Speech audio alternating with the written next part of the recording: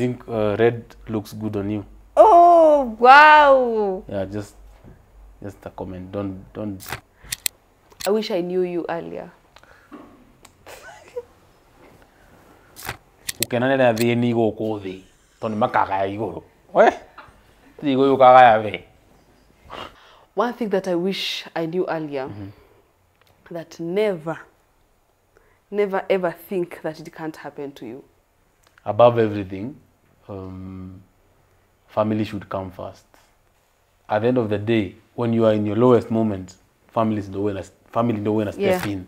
If at 19 you are not doing something that would make you buy a car, then you will not do that. You will not be there at 25. Yes. Make sure that whatever you are doing now is contributing to that. Yeah, is centered toward that dream. Thank God I knew earlier. Is it I wish. Or you did know. Yes. Okay, nice. That drugs will do you no good. Drugs will drag you back. Oh my God. Oh my God. You cannot be pulling jokes about drugs. Every time that you play victim, you always look like you're the winner. Kuna watu wamewin sana hizi kwa hizi streets juu ya kuplay victim. Bibi anakupiga, you marry this commanding wife. Why are you looking at me? Alafu anakupiga. Akikupiga na scream. Itho athuri matitohuraga. Tomahoraga tukiugaga abu. Yes. Hi guys, how are you doing? Welcome back to Naomi Kuria's YouTube channel. How do you feel about that? Oh, nice. Nice, yeah? Yeah. Welcome back to our Real Talks, guys. We have been enjoying doing this and we are here yet with another interesting video. Kama kawaida. Every time I say kama kawaida, it gives Jesus family. Kama kawaida. Yeah. But we will always caption that one is stolen. But of course, a very interesting video, kama kawaida. That one is vibe check clearly. Guys, we are really excited because we have kept it here. Every video that we upload, you guys come back to check. You have subscribed and subscribed and subscribed. We have been feeling your love, guys. And we are really grateful. Sindio? Yeah, sure. Of course, we are grateful. Why are you giving like Jeff Koinange vibes? Yeah. Sure. See, you guys have been supportive and we love it that way. We like your comments, we read them, and tunaona mna support kabisa. Sure. So guys, today's conversation is also hot like a hito kama kawaida because we'll be sharing our life experiences and also I wanted to make a comment about you. Can I? Nausifure. Yeah, like say it. I think red looks good on you. Oh, wow. Yeah, just a comment. Don't like you. See, yeah. I'm gorgeous in red, yeah? Yeah. Nice, guys. I'm shy. Okay. So what do we have today? So give me my moment, guys. So give me my moment to be shy. Yeah, no, come on. It is just a compliment. It's a compliment? Yeah. Yeah. Today you're giving Eden. Cool. Eden. What do you mean, Eden? The garden. Oh, okay. So on today's video, guys, I want Mr. Isaac to tell us what will we be talking about. But anyway, you. Me, yeah, I said that. You just have a way of flattering with everything, so I wouldn't take that seriously. Someone would call me Mr. and I would be, wow. Over the moon. Unlike you, because you give me names. But I mean it. Okay, so Mr. Isaac. Mr. Isaac, to tell us what is the topic of discussion today. No, you always. No, tell us. You shoot the shots, so go ahead and say. Kai, guys, I'm doing the most in this relationship. But today we are going to be exploring, we are going to be disclosing the things that we wish we knew earlier. Oh, interesting. Interesting. Things you wish you knew earlier, and also things that I wish that I knew earlier. You go first? Go first. But also, that's a very interesting topic. It's a very interesting... To our viewer, is there something that you wish you knew earlier? Yeah, and we actually, after tukianza conversation, we would love you guys to let us know the things that you wish you knew earlier. And there's a twist here. I don't know whether it's a twist, but the things that you wish you knew earlier, lazima uko umezilearn through a mistake that you did when you didn't know. Yeah, let be something that it is out of experience. That I wish ningejua hivi singeenda hivi. Yeah. So you go first. Yeah. No, you said you go first. Okay. Okay, let me just go first. I wish I knew you earlier.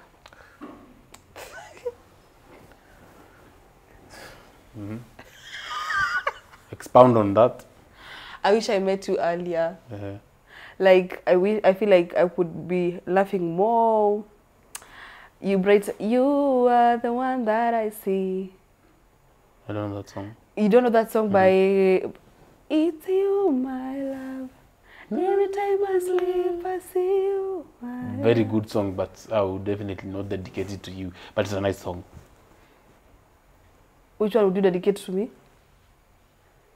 Wacha moyo ifanye kazi yake. Ewe moyo. Chaki here. So you wish you knew me earlier. That's your first things that you knew earlier. Yeah. Just kidding. Yeah. Okay, for me, the first thing that I wish I knew earlier. Me. I wish I knew you earlier. Definitely. Maybe sooner. I wish I knew sooner. Like I wish I met you yesterday. Because why do I know you for all that long? But okay, on a serious note, I wish I knew. I think I'll be much of I wish I knew much about being a creative earlier. Oh yeah. Yeah. Oh, you wish you became a creative earlier. Yeah. So I wish that immediately after I left high school. Listen. I want us to give, not personal, I want to give us general, I want us to give general, vitu general zina relate na sisi and also our audience. Yeah. But that one I get it you get completely, but it is personal. I get it. Can I go, go before you think about one? Me, I wish I knew earlier that money comes and goes. You didn't know that? There are days I have had crazy money, the past. And also there are days that are coming. There are days, there are days I had money and I never figured that hii pesa itaisha. Like, I wish if I knew, there are days that I made investment plans out of abundance, not out of sustainability. Okay. Kama unachukua life insurance ya 10 years, unachukua policy ya 50,000 per month. Okay. Umefanya hivyo because you can pay 50,000 for a few months. For a few months. But after hiyo pesa imeisha, can you sustain that with your normal, So I wish I knew that money comes and goes because I could have made good money decisions, better investment plans, and also I could have handled that money in a better way. Okay. Even in future, yeah. Wow, that's a nice one. So you could have done better. Much better. So you think that if you knew that earlier, penye uko sahi si penye ungekuwa? Yeah. Yes. There are things I did because I just had money. Do you know there is a year I went to Mombasa 12 times. In 1 year? Yes. What? Yes. I could go to Mombasa every month. Every month. I would pay for my B&B, pay for my flights. There was a year I went to Mombasa 12 times. Like on your own? Yeah. Adi easy travel agencies ikiniambia, we can, like, bro, show nini sasa. What? When I look back, it was good because I created memories and I had fun, but I could have done better. That sounds nice. Yeah. Though in some kama regrets, it's more to... It is a lesson learned. Yeah, a regret in a way, but also a time had a lesson learned. Things that I wish I knew earlier. One thing that I've come to realize is that you're not as young as you think you are. And I wish I knew that earlier. You're not as young as you think you are? Yeah. Whether you are in you are 19 years old and you think you're young, you're not young. Like, just get down to doing something that resonates with your dream. Okay, get that. I get you. Yeah. So if you're there, you are a young, you just uko na idea yako umekaa tu nayo mwaka moja and you think, wow, I have a lot of time. Actually, it's true. Wait, that's so expensive. This is my point. Can I expound on my point without unnecessary interruption? Okay. Yeah. So, I think you're not as young as you think you are. Sometimes you think I'm in my 20s, you know, I'm this young 22-year-old who has a life ahead of me. You don't have a life ahead of you. Yeah. And that life you think you have ahead of you, it can crash in your eyes, literally. Ukiona tu. God forbid, though. God forbid, of course. But I'm just saying that to prepare you, actually, most of the people can agree with B. Like, within us, you are 30. Oh, you are 40. Guy. See me, I was 22 the other day. Now you're 32. Yeah. Life. It has been tough. It hasn't been that tough, though. What I'm getting, Nee, in your what I get from what you just said, Nee, people think they are young, so they have time. And they think that they will be young forever. And they think before nifike 25, what do you mean sitakuwa na gari? Yeah. And let me tell you, if at that age, if at 19 you are not doing something that would make you buy a car, then you will not do that. You will not be there at 25. Yes.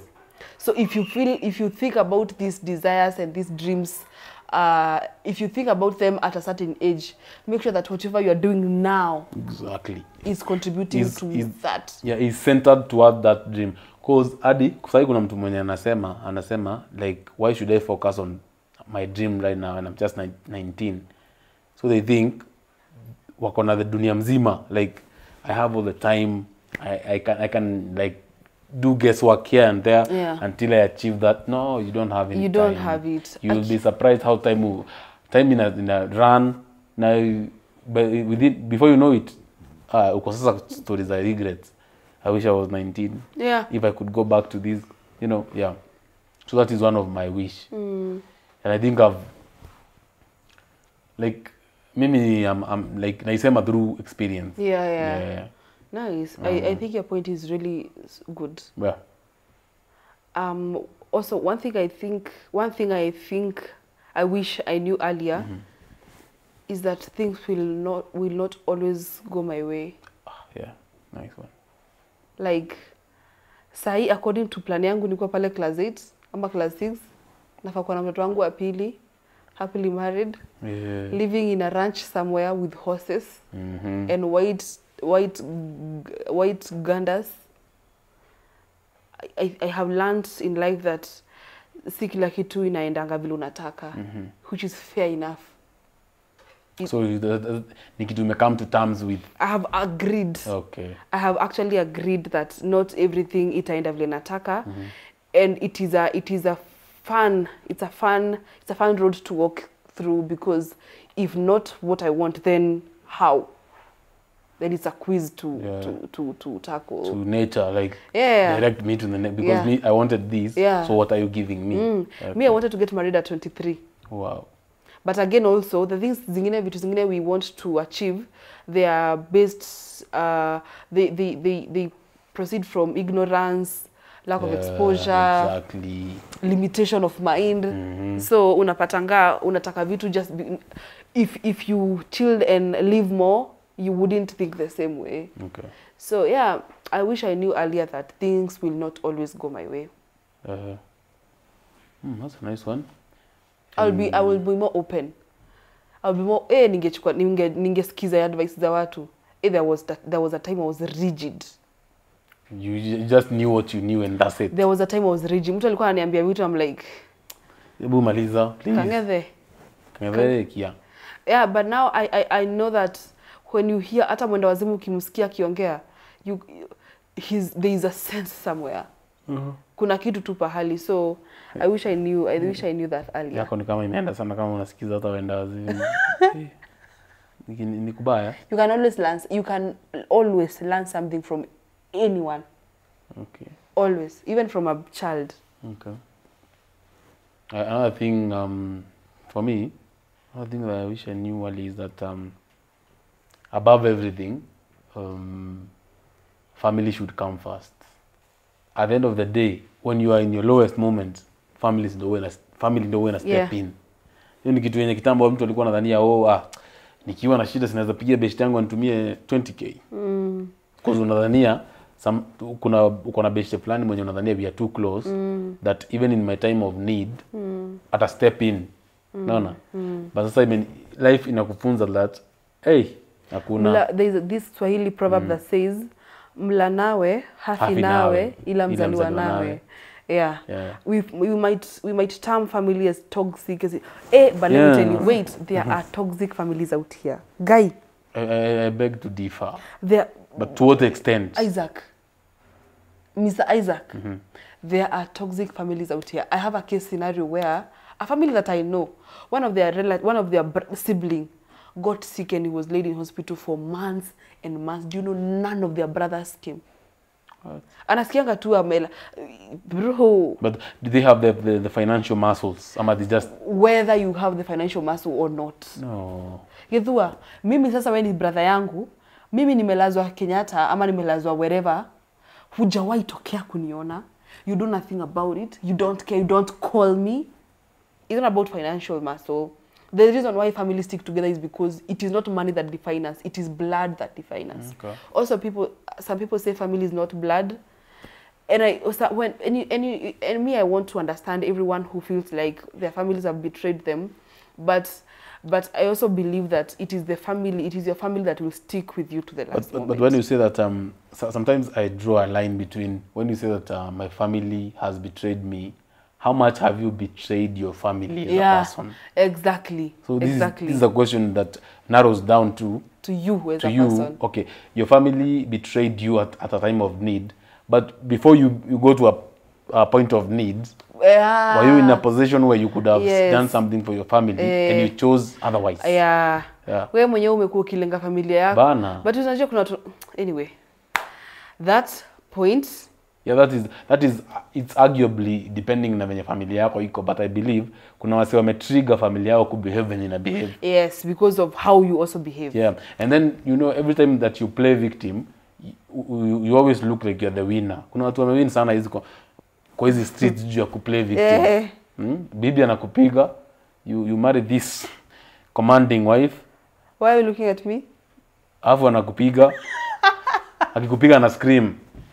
Usikio ile nini ya mama Wanyeri walikuwa nasema titoi Wanyeri no kuromora horone athuri. Itho athuri matito huraga. Tomahoraga tukiugaga abu. Yes. So they will beat the hell out of you and then wana scream. Victim, So in case mtu aingie kwa nyumba ataanza na nani? Wewe mwenye umechapa anakuongezea. So no maana unapata wase wenye play victim online ama wherever wanafanya hadi some families zikae vibaya but they're not that bad. They know kuna wakati ulikuwa na 10 million. Na you chose to spend it with your friends and whatever na hukufanya kitu na walikuwa wanajua you are in a point of unaweza provide na huku provide. So time inafika time ya kusema tuseme problem umekuwa addict wa kitu fulani, umeingia sijui therapy, family inapotea, watu wanadhania inapotea kwa nini? There is always a story behind a story. Yeah. That's right. So mimi I'm always defending a family because na feeling hadi saa zingine naweza kaa tu miezi 4 sijaenda home. 4. Zingine nashangaa what if something happens to me? Si wanaweza sema wata kujangi nyumbani. Yeah. That makes sense. But also that's a point. People can really differ. Guys, let us know in the comment section. Do family come first to you? Do family come first? Do you still go by the fact that blood is thicker? Thicker than water.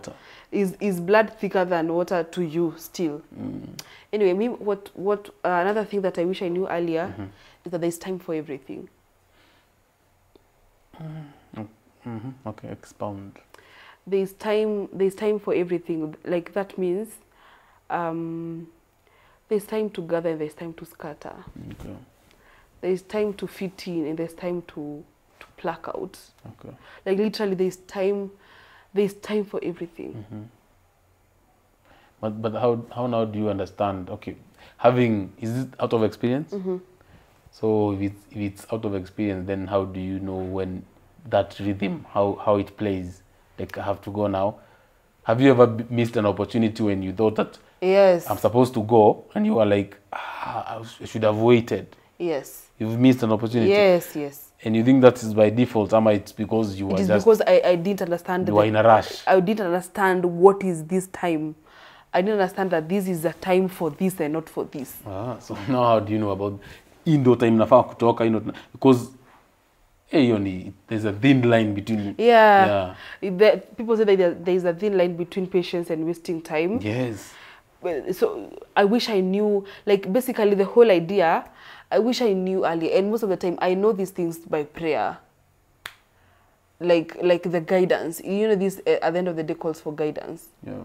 To know when to hold on, to know when to let go, to know when to give up, to know when to give in. There is a time for everything. There is a time to be with friends. There is a time to be alone. There is a time to gather. There is a time, like, there is just a time for everything. Yeah. Okay. But nisikia Pastor Fran akisema it's you devour in the morning, then you divide in the evening. It's giving Natasha. See that. It's giving grace to grace. It's like you gather in the morning, and then you divide in the evening. Yes. But some people miss that principle. They divide in the morning. Yeah. So in the evening they have nothing to divide. Yeah. So always make sure that you settle time to gather. So that's when you're dividing, you're not left with nothing. Yeah. So that's a nice one. Yes, you argue. I have no point to like kukataa nayo. Something else I wish I knew earlier. This is a funny one. I wish, to me, it's funny. I wish I knew earlier that usiwahi dharau mtu gari yako nayo. Are you laughing? Na wewe uko na gari yako kubwa. See, when I growing up in my 20s, like when I was 20, in your 20s, kwani uko ngapi sahi? Nasema like 2020 in my 20, not 20s. 20. Like nilikuwa na mtu akiwa na kitu kama Vitz na shangaa, what is this thing you're driving?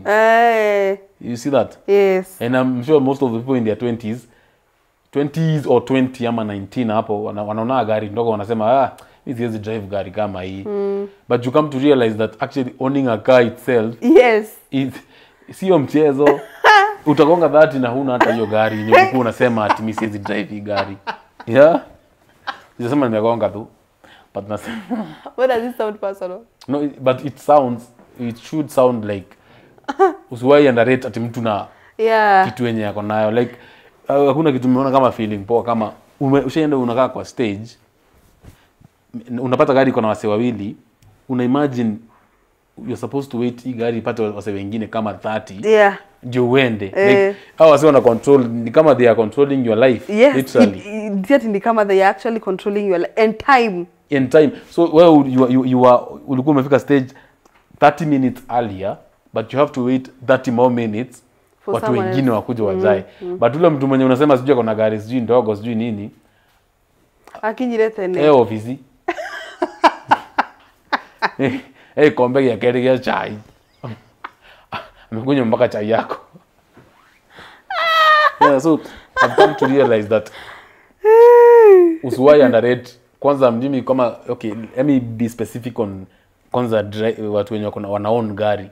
Hata kama hiyo gari ni sijui inakaa aje. Na mtu anasema ati gari sijui inakaa mkate, sijui gari inakaa nini. Kiberiti. Better take that lighter and light it. Afadhali wewe mwenye ako na hiyo lighter. Ana ignite na anaenda kwenye anaenda. He goes I don't sijui kama unalizonate na hiyo. I was there one time, but thank God I'm not there anymore. So, one thing that I wish I knew earlier, that never ever think that it can't happen to you. Yes. Yeah. Never think that something cannot happen to you. That zile vitu nanga zimehapenia watu huko nje. Then unasema it can never happen to me. Never think that it can't happen to you. When I learned that, it's when I lost my dad. May his soul rest in peace. To me, I knew death as a second person. Okay. So it was the first It was the first closest person that you I lost. So me, I used to feel like hata nikisikia watu wamekufia kwa accident pahali I'm so sorry if you have lost a relative ama someone close to you in an accident ama nikisikia watu wamekufa kwa moto pahali. I never thought that it could be someone I know. Nikiona hizi manini za news pale Inoro TV, hapa kwa obituary kwa gazeti, I never thought it can be someone close to me until I lost a dad. And I knew, wait, it can actually happen to me. And siku hizi nikiangalia vitu, I am not quick to judge. I am, oh my God, I am not quick to judge because I'm like, I am not exempted. When you see men fall, don't laugh. Learn. Because you are not exempted from that which made them fall. Yeah. You can actually also be a victim of it. Yeah. So when you learn from them, you are safe. Yeah. So never ever think that it cannot happen to you. Okay. Yeah. Nice. Have I lost someone so close to me?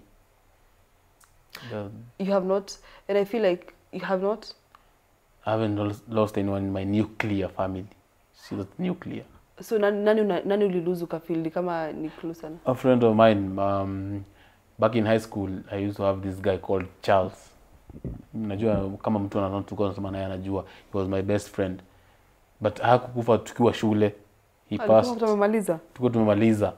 Yeah, so were you still guys? He was one of my biggest fans. Nikianza, actually he used to comment in most of my videos. Oh yeah, what happened to him?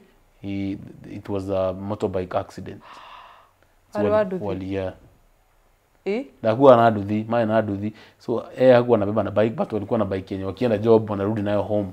Like a means of transport. I'm sorry. When was then? This is like what? Like 2 years back. I'm so sorry. Yeah. One thing that losing a close person does to you, it unlocks a different part of you. Yeah. Like you never see like the same. I love what it does to you. You will never be the same person that you were before you lost them. Yeah, sure. And so if you have your both parents, if you have your both siblings, if you have everyone that matters to you alive, Aki, please be grateful, show them love, appreciate them. And then you stop if you have everyone kwa maisha yako, stop thinking they will be there forever. Oh. You know, get that out of your head. Ati naweza enda nisalimie mangu next week. Naweza enda nisalimie next month. What? Stop thinking they will be there. They will not be there forever. Just make sure. Uko na instinct nakwambia niende nisalimie mtu fulani. Say hi to them, talk to them. Especially parents, guys. Wewe kwanza ukua kwanza. Why are you staying for 4 months without seeing your parents? Mimi ni mnoma. But unajua, can I tell you a secret? A family secret. Kwa kuna hiyo shida. Even your siblings? Not my siblings specifically, but mimi niko na my dad's sibling. Ali disappear up to today. Oh, already. Now me already it is not a local. It's not a local.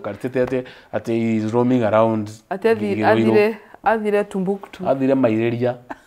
Kono gutare yengi. Tone maireria mama ni it's talking about US. Kono gutare yengi. She watch video US ukiona gie kiomboka. Ugotire yengi. Kono for gutare yengi. Alienda lini? Kitambo. I wasn't born. We're talking about like 38 years. Okay, probably 42 years now. Girl. Yeah. What? Yes. Na kwanza ndiye alikuwa first born. Unajua mimi nilikuwa nafanya niitwe aje? I don't know that. Alienda country gani? UK. But UK people don't just disappear. UK they keep track of. No, but they choose to. Unajua it's a choice. I'm probably, I don't know. Alafu I had someone say relatives wakisema ni kutoka watu wakitoka Kenya wakienda huko they choose to ghost you guys because wanajua utawapea stress. Stunning. But anyway, probably that is the reason. Kwani walikuwa nampea? Oh yeah, I'm sorry. Kama unaona naitwa nani? Wewe, stiga. Your story was to expound sana. Wow, okay. Nice. So I fear nisikuwe ni liboro kwake because mimi naweza kaa mimi. What about a phone call? How frequent do you talk to your mom? Where? Not frequent at all. Tuseme in a week. You don't talk your week itaisha. Yeah. Kai. Isaac. Oh. No, please. Yeah, so I need to work on that.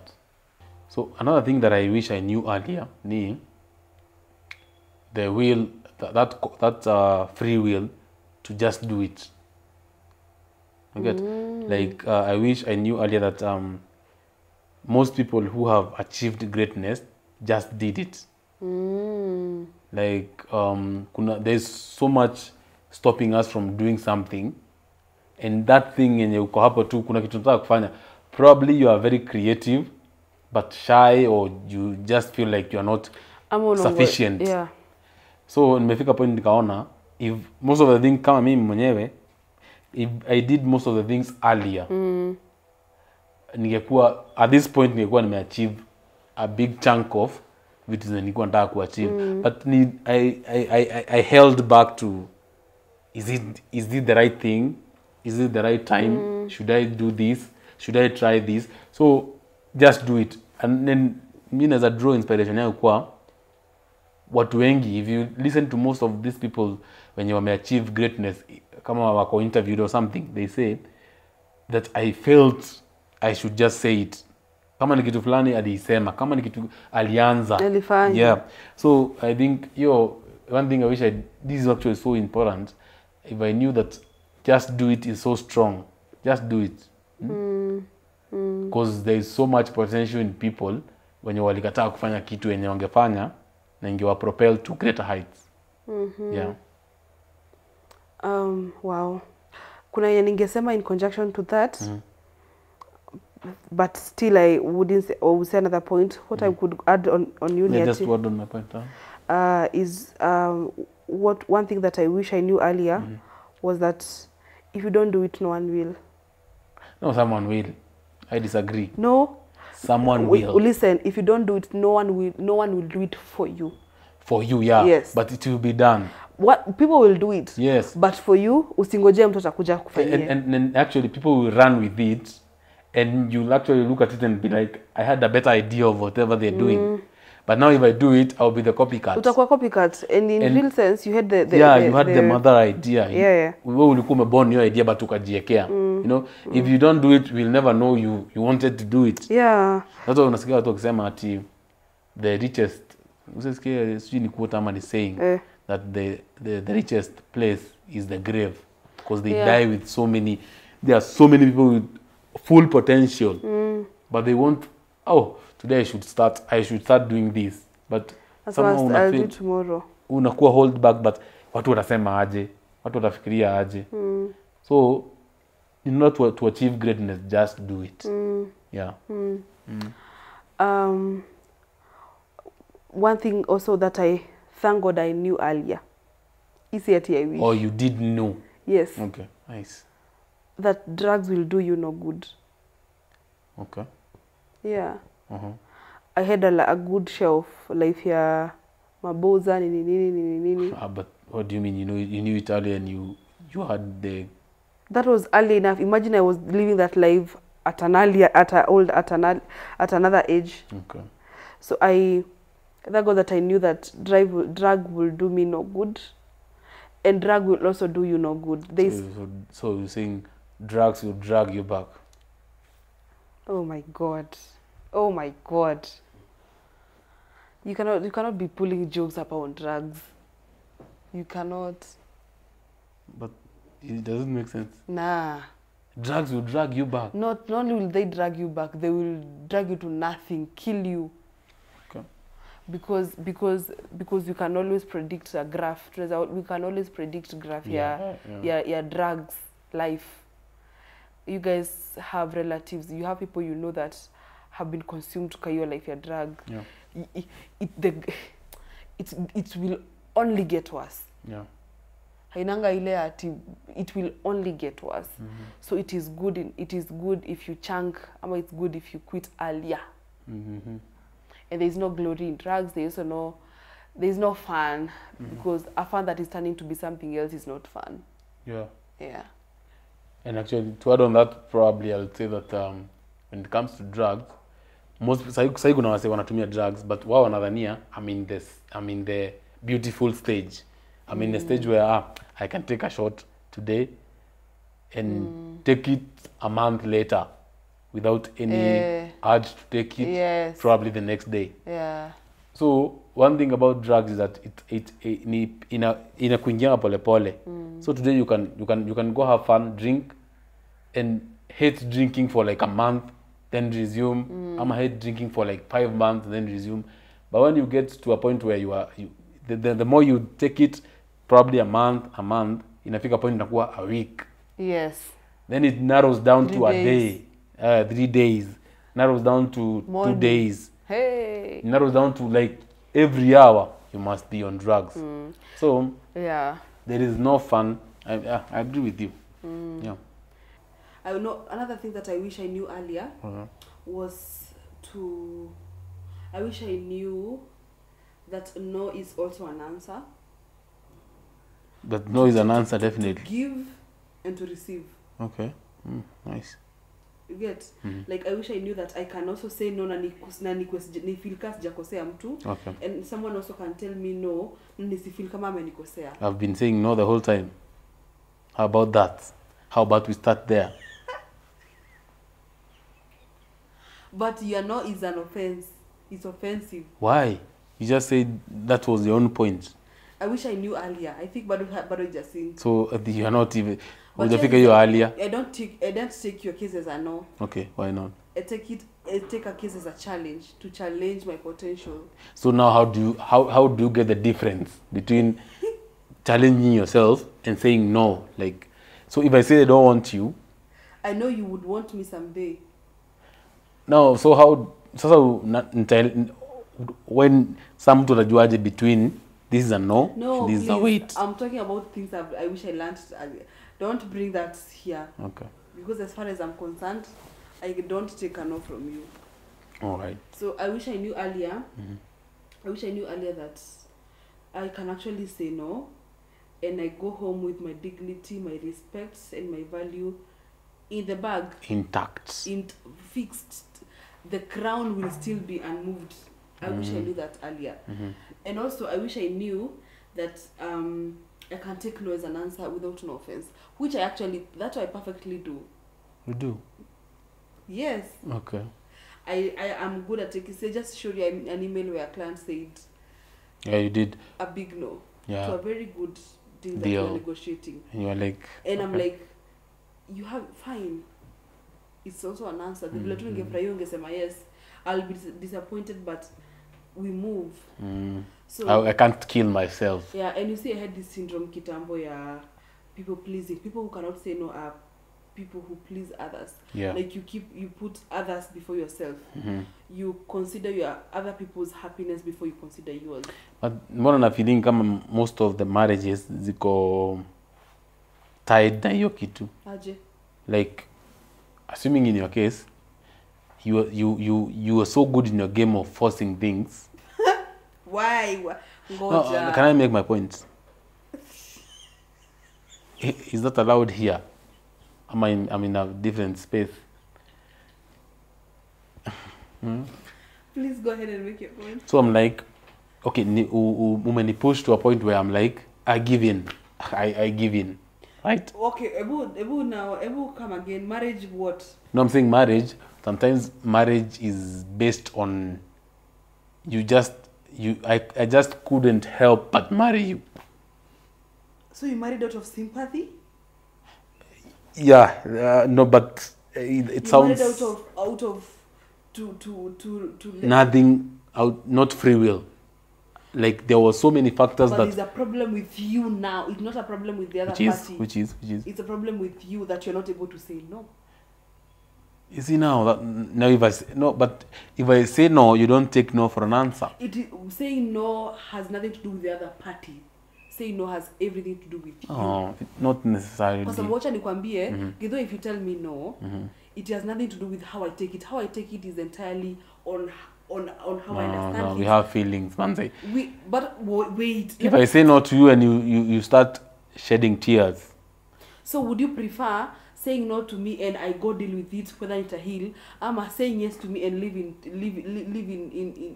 itwaje and live in trouble, live unhappy? No, I'll have to host the guilt of having said no, because my no affected you somehow.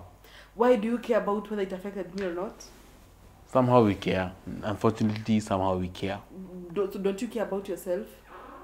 Ati, this no is doing me more good Than bad. than bad. It may do her bad, but it is doing me more good. So you want men to get to a point where they care about themselves. Hey, itakuwa noma. Kwa sababu inasema Wanaume wakiongea watakuwa genuinely sahi 90% of marriages zimeshikiliwa na mwanaume kuwa na kuangalia. I cannot be Isipokuwa ni wewe. Isipokuwa ni wewe. No, guys, be honest. You know this. Let me tell you, Gidwa, I cannot, for whatever reason, be with a man first who does not take no as an answer and who does not say no as an answer. I also cannot be the man who does not love themselves. You know, men feel like their entire life should be a favor to others. Yes. Bro. They don't feel that's how we are coded. But no. Nah. Put yourself first. Love yourself. Even the Bible says, love yourself. Love your neighbor as you love yourself. So if you don't love yourself, how will you love your neighbor? We don't even know how to love ourselves. Exactly. Because one thing about men is that, you see, the moment that nimekufanyia kitu poa na umefurahi, that makes me happy. That the moment nimejifanyia kitu poa na imeni excite. Like today, if I buy you an iPhone 16 Pro Max. That, amen. Can you actually do that? You can trade in this one. Today, if I buy you an iPhone 16 Pro Max, right? How you react to it, it's heaven to me. But you know, You understand the point? Yes, I You're getting the point. I get it. I'll be so disappointed if I afforded the iPhone and I felt like your reaction was so stale, like you were like, oh, thank you. Mbona nimefeel vibaya juu ya reaction yako na mimi ndo nilinunua simu na sina shida na kununua. You get the point? Yeah. So men are mostly focused on the second party. Jika kuna the second party, third party. Yes, second, like yeah. your happiness is entirely depending on other people's happiness. Like mimi naweza vaa hii outfit kwa family gatherings 4 but if naweza change outfit ya wife yangu na watoto wangu, I'm proud. Get the point? There's a thin line between I get it, actually I do, but I'm like, there's a thin line between, men being providers and men taking care of their families and men actually forgetting themselves. No, men don't even have to remember themselves. No, that's a in the trauma first place. That is not a trauma response. No. Do you know there are men who put themselves first? And according to you guys, they are the worst men. Let me tell you, there's nothing good like a healed man. There's nothing good like a man who loves himself, because he'll be able to but I think love you. men taking care of others is men being men.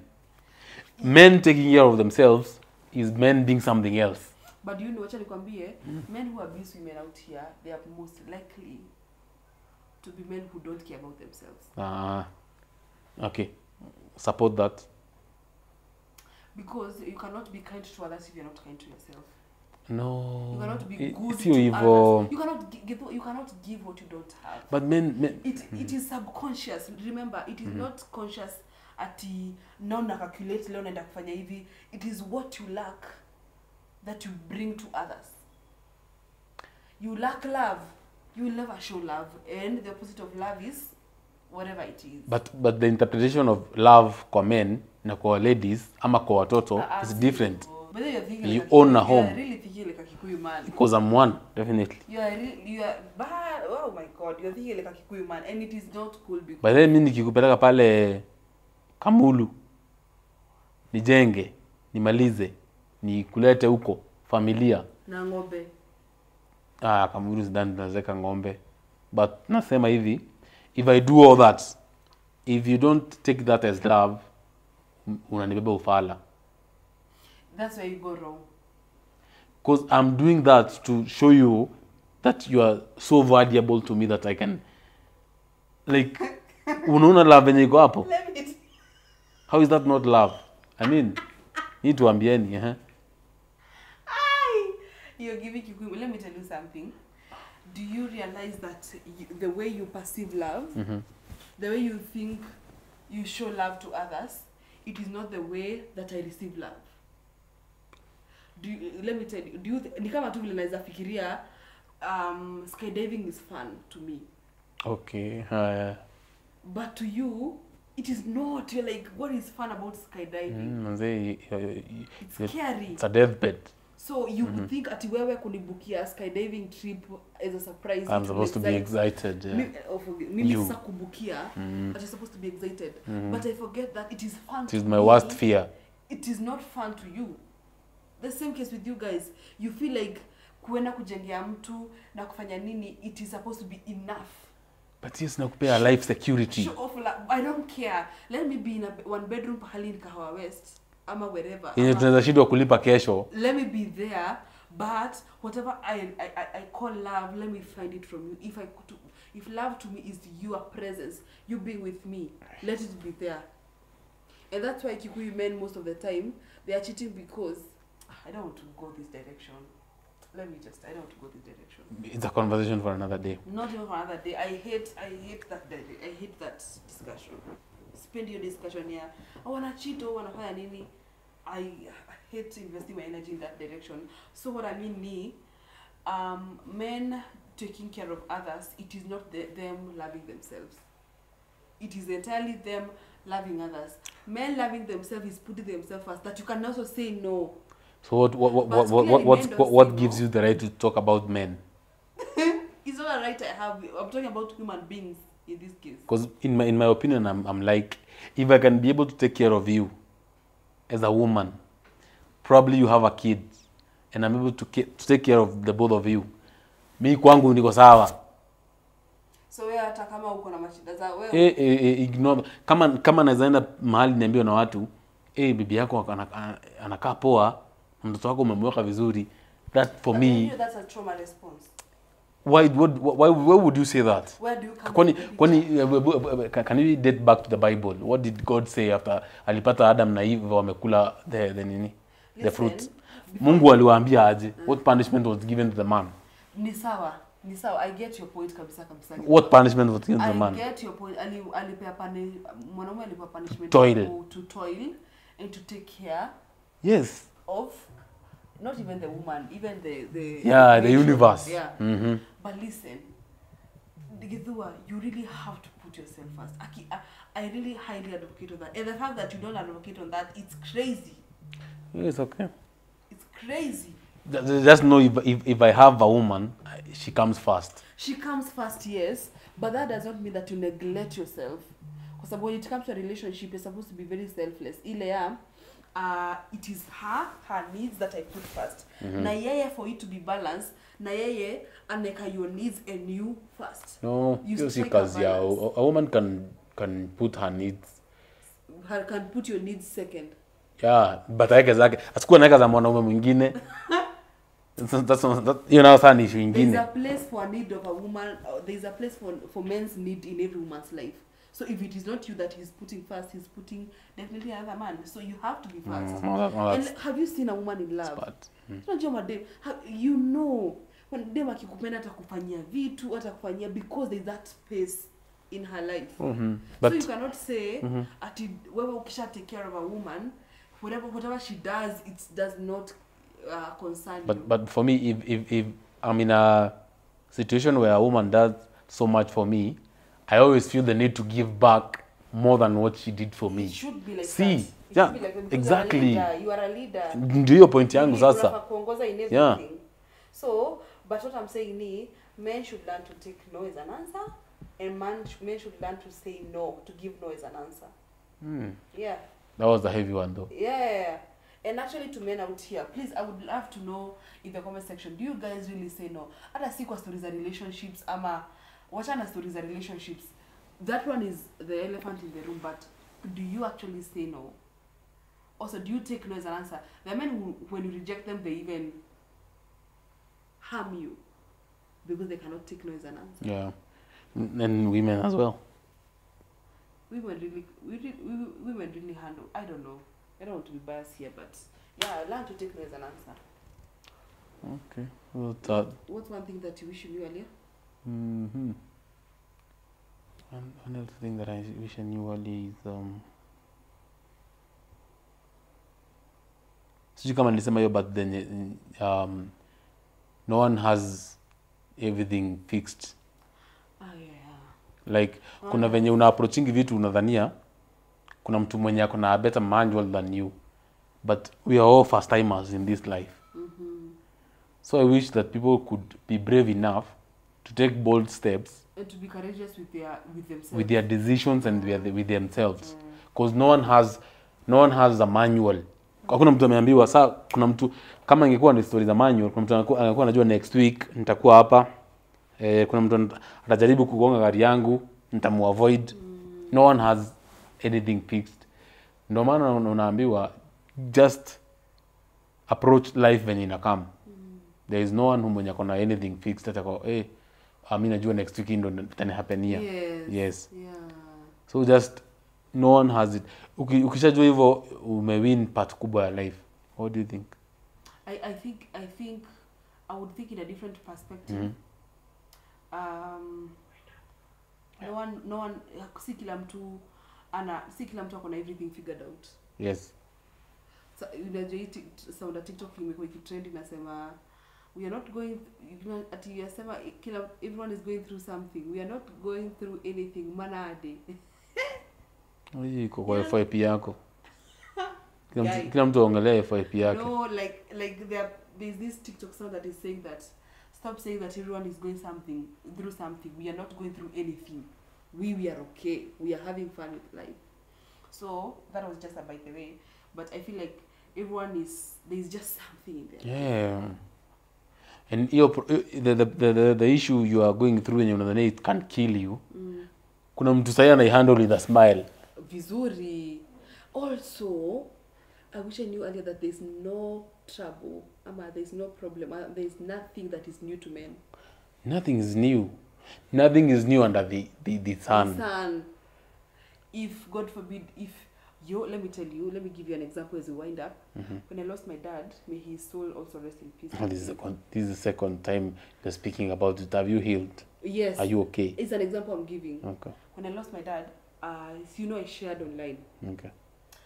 I received messages of people telling me about their traumatic stories of losing parents. Okay. And let me tell you, I could read stories and I'm like, wait a minute. I remember 3 case scenarios where someone told me, different people told me, I lost my mom today, God forbid. And when my dad heard that my mom had died, he died. Yeah. So we buried my dad and my mom the same day. Tough. Someone else told me I lost my mom today, and 2 weeks later I lost my dad. Yeah, I know someone who has almost the same similar. Lost the mom, then I don't know whether ni loneliness ama ni kufuatana tu. A month later, the dad died. What happens? What? Hey. What was my point? Actually, how did that figure out with things I you don't know how I envisioned? got there, but it's crazy. It was just an example I was giving. So, Also, to kill the whole thing, like the end game, I want to say that always ask for help. Oh, you have learned. Yeah, now this is the probably the punchline. Like, don't be so adamant when it comes to asking for help.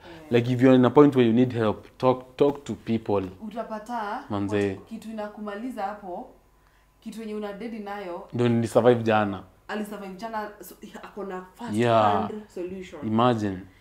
Ama ile unakufa ati juu uko na shida avocado, kwangu zimeiva zinaoza. Yes, that's a good example. Like niko nazo mingi zimeiva zote pamoja. And this has nothing to do with avocados. Yeah. Like you know, I have learned this in a very first hand situation. Yeah. That there are things zenye zilikuwa zinanipotezea usingizi. Okay, no. Rarely do I lose my sleep. Rarely. Yeah. Rarely. Okay. I thank God. But there are things zenye zilikuwa zinanipea stress sana. And I remember them being a huge mountain in my head. Huge mountain. And then you share to someone and they were like... And then I shared to someone like, wait, they just make a phone call and you're like, ha, yani, I could have just asked for help. Yeah. Now imagine if you never asked for that help. So the thing is, always ask for help, whether it's finances, whether it's emotional, whether it's mental health. Mental health. Let me talk about people who, we are really living in very tough situations. Yeah. And people are really feeling hopeless. Yeah. And even suicidal. Yeah. Don't shut up. Speak up. Speak about it. Speak about it. I remember because I have been there. I'll one day share that story. I have been suicidal before, and I remember a very close person telling me, every time you feel like that, speak up about it. Yeah. Hata kama ni mtu mmekanisha naye kwa matatu, mwambie vile unasikia. Probably sasa uko hapo unasema sijalipa rent ya 1 month. Kuna mtu sasa kwa 5 months. Kwa 5 months. Anakuambia, what are you saying bana? I've gone, nimebishana na huo landlord ama whoever ama agent. Yes. Do this and this. So unajiua na ni rent imekusumbua. Kuna mwingine hata anafanya kazi na government organization, anafaa kuchukua data za watu kadhaa wenye anaweza help with such issues. Yes. Hakuwa anajua una rent, but when you share is like, wait, we are doing something and we can actually get up your rent. Yeah. So guys, learn to ask for help. Yeah. Yeah. Okay, so we've spoken about the most things that you wish you knew earlier, but I'm sure the audience have other things that they knew earlier. So if there's anything that tujaguzia, able to ambia about it, we can come back to this conversation now pia. Tutajua venye tutafanya hiyo conversation. Yeah. I know a number of you have learned from what have learned from us. We would also love to learn from you guys the things that you wish you knew earlier, and that definitely means that you have learned them now. Yeah. So please be very generous to share in the comment section that we may also learn with you guys. Yeah. And move on. Yeah. So see you in the next one. And another thing I wish I knew earlier, ni nini dhoile ngia. Now that's an honest. If you know me, you know I'm very nini dhoile adua. I guess I've gone through a series of poverty, so I hate it from a personal level. Yeah. So if I had a trick of escaping poverty, I'll do it as early as now. But you know there are people who think there is glory in poverty, like they think. Yeah, especially nasijui kama hiyo kitu kwa doctrines za Christianity. Yeah, Christians think that when they suffer. There's a verse that says, is the verse or is it ate ukenanela thini goko thi toni makaga iguru. We thigo yukaga ya ve. Ukaigua tarimo. But anyway, thank you guys for watching. It was a nice episode, but see you in the next one.